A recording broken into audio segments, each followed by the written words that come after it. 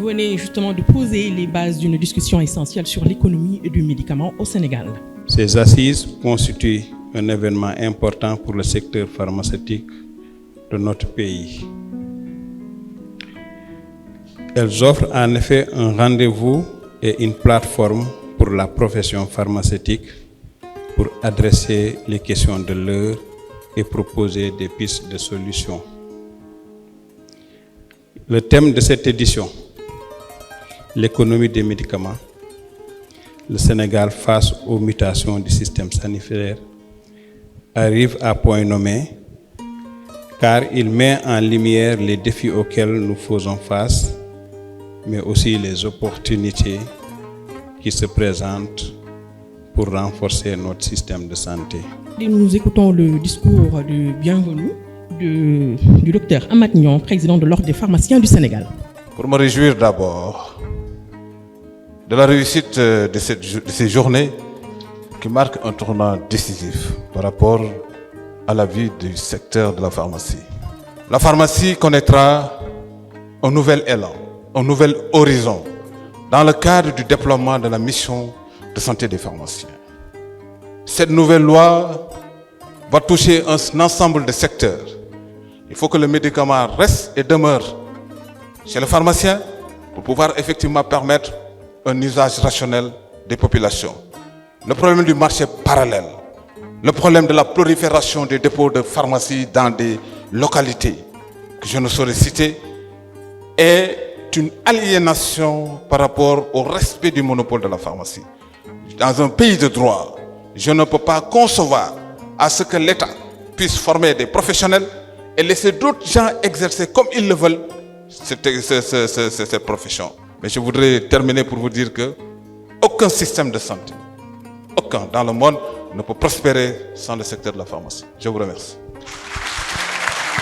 Nous donnons la parole au professeur Bara Ndiaye, doyen du FMPOS UCAD. Les thèmes qui sont choisis cette année sont des thèmes extrêmement importants. Le thème central qui porte sur l'économie du médicament.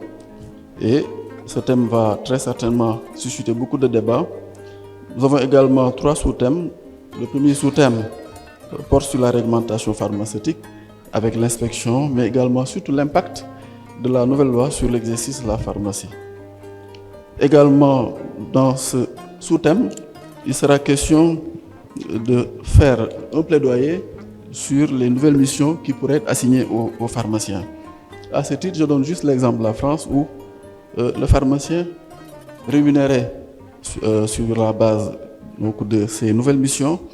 Depuis 2016, en France, le pharmacien accompagne des patients, par exemple, qui souffrent d'asthme, qui sont sous anticoagulants. Et on parle de plus en plus de consultations pharmaceutiques parce que le pharmacien est responsabilisé et joue un rôle important dans l'accompagnement des patients qui sont suivis au long cours. Nous donnons la parole au docteur Jules Kébé, toujours sur le thème général.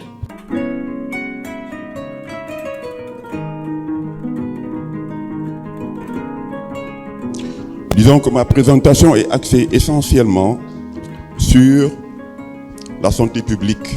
J'aime bien cette citation, plus qu'une industrie, l'entreprise pharmaceutique se voit investie par l'État d'un devoir de santé publique. Elle est alors un partenaire de la politique de santé. C'est un élément absolument indispensable. On doit comprendre le contexte. Nous sommes des pharmaciens, mais nous sommes intégrés dans un système. Le poids de l'Afrique. Comment avec 1,6% ou un peu plus, peut-être 2%, vous voulez discuter avec les grands laboratoires mondiaux. Les indicateurs économiques, santé, etc. Ce qu'il faut retenir là-bas, indice de développement humain, on est très loin. Donc sur ces orientations, c'est améliorer la disponibilité, ça j'en ai parlé. Donc là, c'est dans le cadre de ces PPP notamment. L'accessibilité financière des médicaments, donc en faisant preuve d'imagination et de génie collectif. Et surtout, appuyer la promotion de l'industrie locale. Donc les marchés publics et privés qui dépendent à 95% des importations peuvent renverser cette tendance avec l'industrie locale. Docteur Farba Lamine Sall, vous avez la parole.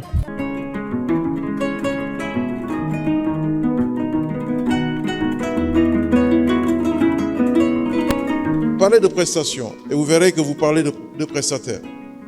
Les populations elles-mêmes vont vous défendre parce que vous êtes ancré sur la prestation.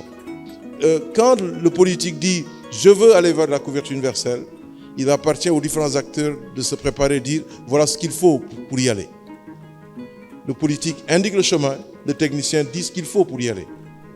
Et donc, voilà le rappel. Ces 3 piliers qui ont été choisis par le Sénégal et d'excellents piliers. Encore une fois, la porte d'entrée, c'est prestations de santé de qualité. Si nous voulons avoir CSU, il nous faut des prestations.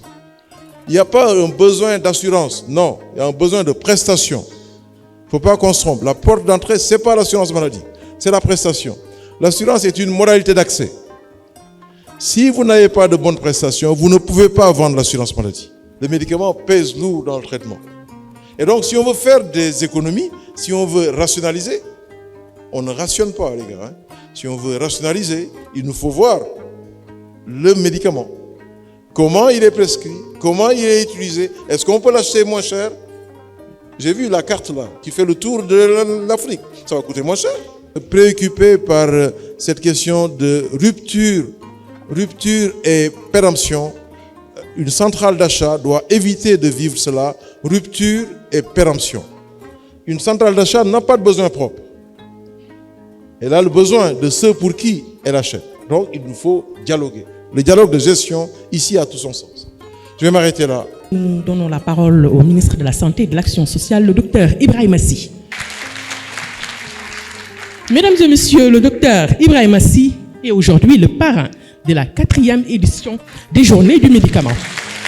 Maintenant, je reviendrai aussi sur 2 points qui me tiennent à cœur après le discours, parce que je ne peux pas partir sans le dire devant les pharmaciens.